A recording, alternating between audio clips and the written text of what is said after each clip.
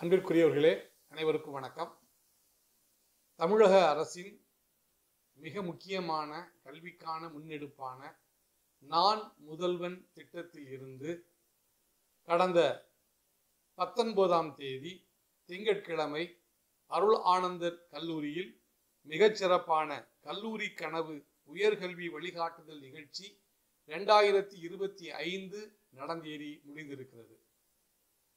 இந்த கல்வியாண்டில் மிகச்சிறப்பாக மதுரை மாவட்டம் 95.03 விழுக்காடு பெற்று மிக முக்கியமான முன்னிலை வகிக்கிற ஒரு மாவட்டமாக நம்முடைய மதுரை மாவட்டம் இருக்கிறது. இதற்காக கடுமையாக உழைத்த பள்ளிக்கல்வித்துறை பணியாளர்கள் அனைவருக்கும், ஆசிரியர் பெருமக்களுக்கும், மாணவ மாணவிகளுக்கும் என்னுடைய மனமார்ந்த பாராட்டுகளும் வாழ்த்துதல்களும்.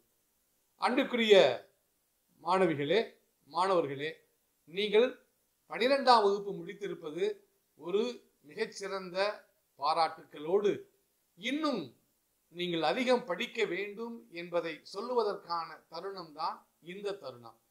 இந்த தருணத்தில் 12ஆம் வகுப்பு முடித்த மாணவர்கள் அருளானந்தர் கல்லூரி போன்ற உயர் கல்வி நிறுவனங்களில் சேர்ந்து நீங்கள் கட்டாயமாக படிக்க வேண்டும்.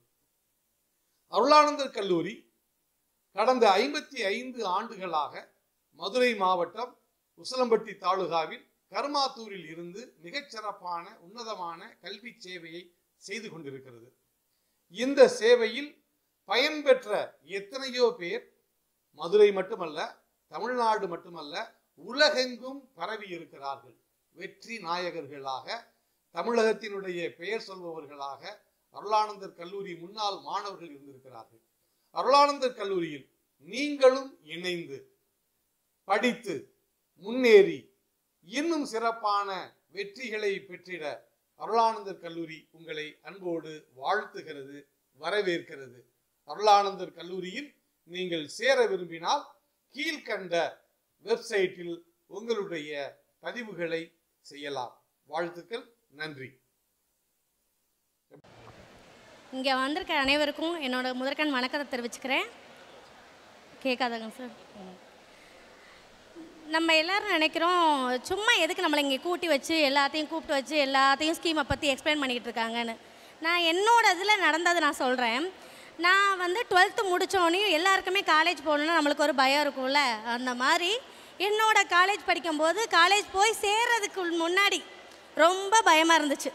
அப்போ என்ன சொன்னாங்க, எங்கள் வீட்டில் எங்கள் அப்பா தினமலரில் பத்திரிக்கையில் நம்ம வாழ்க்கை வழிகாட்டின்னு ஒன்று நடத்துவாங்க. உங்களுக்கு தெரியுமா? யாராவது கேள்விப்பட்டிருக்கீங்களா?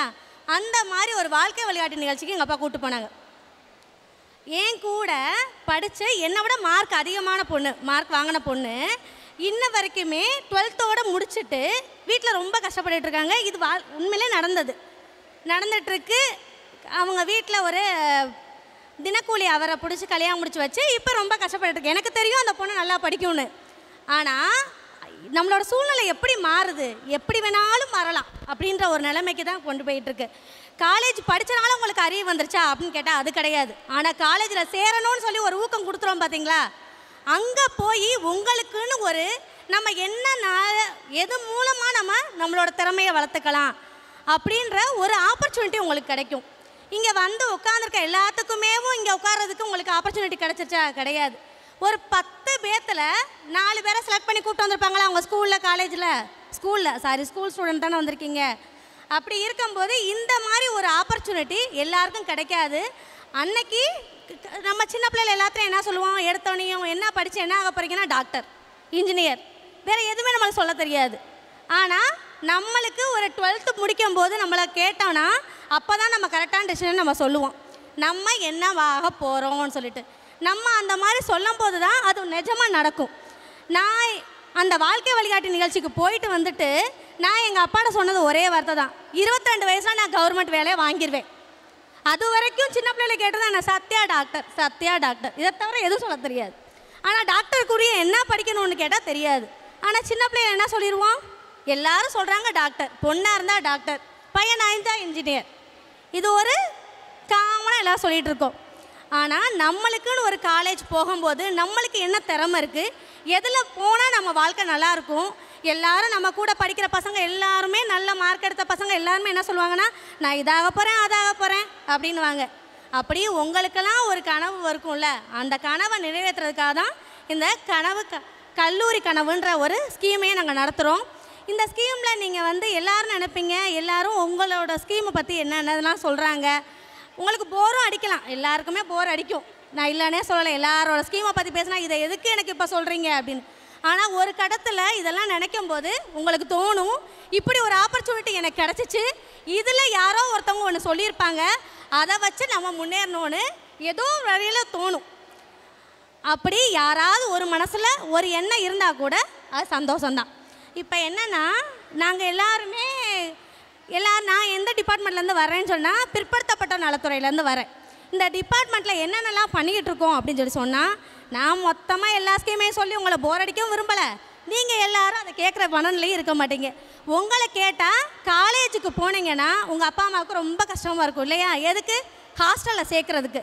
ஹாஸ்டலும் ஒரு தனி அமௌண்ட்டே வந்துடும் ப்ரைவேட் காலேஜில். நீங்கள் எந்த காலேஜில் வேணாலும் படிங்க, கவர்மெண்ட் காலேஜில் படிங்க, கவர்மெண்ட் எய்டடில் படிங்க, இல்லை ப்ரைவேட் காலேஜில் படிங்க, எங்கே வேணாலும் படிங்க. ஆனால் ஹாஸ்டலு உங்களுக்கு முழுக்க என்ன ஆகும்?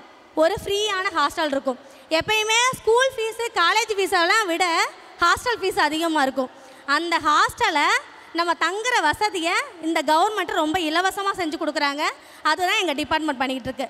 இப்போ நீங்கள் வந்து உங்களுக்கு நம்ம வீட்டில் என்ன செய்வாங்க, ஒரு நேரம் வந்து காலையில் சாப்பாடு ஆக்குறாங்களா, அதே சாப்பாடை மதியமும் போடுவாங்க. அதே சாப்பாடு மிச்சம் இருந்துச்சுன்னா நைட்டும் சோறுதே நம்ம வீட்டில் இல்லையா? ஆனால் நானே சொல்கிறேனே, என் வீட்லேயும் அதே தான், அதனால தான் சொல்கிறேன். ஆனால் எங்கள் ஹாஸ்டலில், அதாவது கவர்மெண்ட் ஹாஸ்டலில் காலையில் உங்களுக்கு டிஃபன், அதாவது ப்ரைவேட் ஹாஸ்டல் தான் அப்படி இருக்குன்ற ஒரு மெத்து இருக்குல்ல, அதை உடைக்கிறதுக்காகவேன்னு வச்சுக்கோங்களேன். உங்களுக்கு மதியம் ஆனால் சுட சுட சாப்பாடு. நம்ம எல்லாருமே வந்து என்ன நினைப்போம்னா, லேடிஸை சொல்கிறேன், எங்கே சேஃபாக இருக்கும் அப்படின்னு நினச்சோம்னா சிசிடிவி கேமரா இருந்தால் சேஃபாக இருப்போம்னு நினைப்போம். அதே மாதிரி தான் ஹாஸ்டலில் சிசிடிவி கேமரா இருக்குது.